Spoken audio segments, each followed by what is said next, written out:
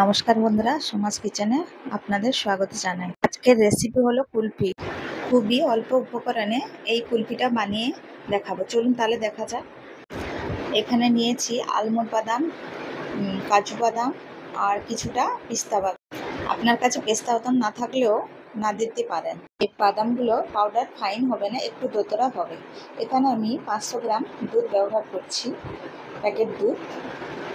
আপনি এখানে গরুর দুধও ব্যবহার করতে পারেন। এখন একটা বাটিতে 3 থেকে 4 চামচ দুধ তুলে রেখে দেব। এবার দুধটাকে ভালো করে ফুটিয়ে নিতে হবে। দুধটাকে ভালো করে ফুটিয়ে 300 গ্রামের মতো করে নিতে হবে। এইরকমই অনবরত দুধটা নাড়াচাড়া করতে হবে।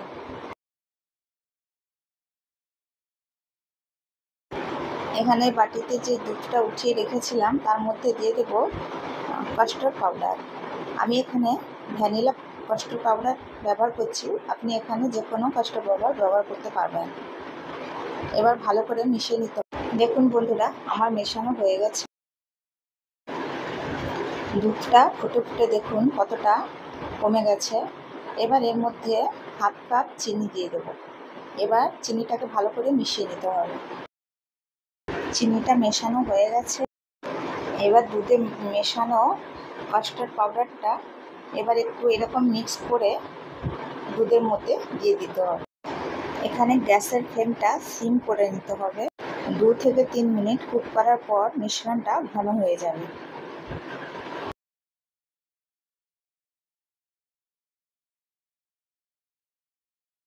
দেখুন বন্ধুরা, কত সুন্দরভাবে ঘন হয়ে গেছে। এবার গ্যাসটাকে বন্ধ করে দেব।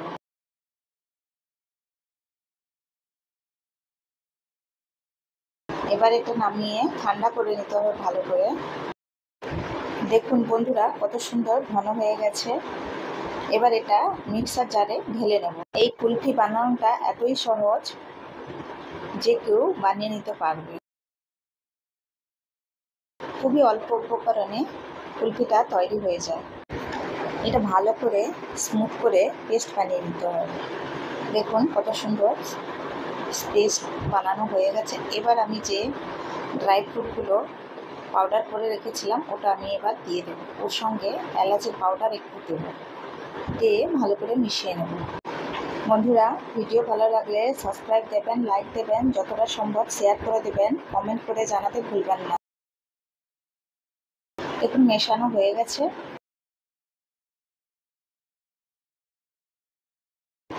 এবার আমি একটা আইসক্রিমের মল্ড নিয়েছি, আর এটা নিচ্ছি কুলফি মল্ড। আপনার কাছে এগুলো যদি না থাকে আপনি একটা বড় বাটিতে আইসক্রিমটা জমাতে পারেন। গরমের মধ্যে এই কুলফিটা বানিয়ে খান। কুলফিটা খেতে খুবই অসাধারণ লাগে। এর থেকেও যথেষ্ট টেস্টি একটা কুলফি আইসক্রিম তৈরি হয়ে যায়। এবার আইসক্রিমের মাউল্টে ঢেলে নেব।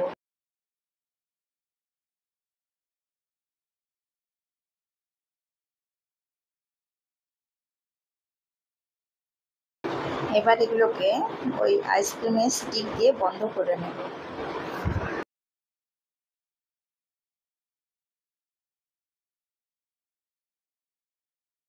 বন্ধুরা, এখানে আমি ফয়েল পেপার ব্যবহার করছি। আপনাদের কাছে যদি ফয়েল পেপার না থাকে আপনারা এখানে পলিথিনের ওপর একটা রাবার ব্যান্ড দিয়ে বেঁধে এটা ফ্রিজে রেখে দিতে পারেন। এবার আমি এর মধ্যে একটু কাঠ লাগাবো।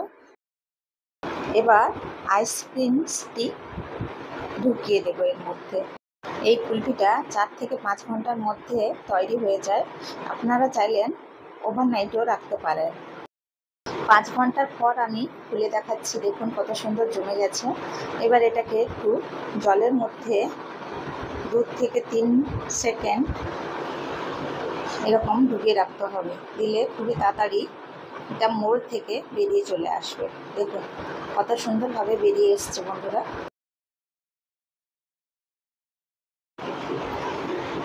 এরকমভাবে সবগুলো আইসক্রিম আমি বের করে নেব। সব আইসক্রিম বের করানো হয়ে গেছে।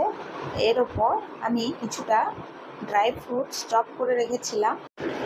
এগুলো কুলফি আইসক্রিমের ওপর অল্প করে সাজিয়ে দেব। আশা করি আপনাদের এই ভিডিওটা ভালো লেগেছে। আপনাদের ভিডিও দেখার জন্য অনেক অনেক ধন্যবাদ জানাই।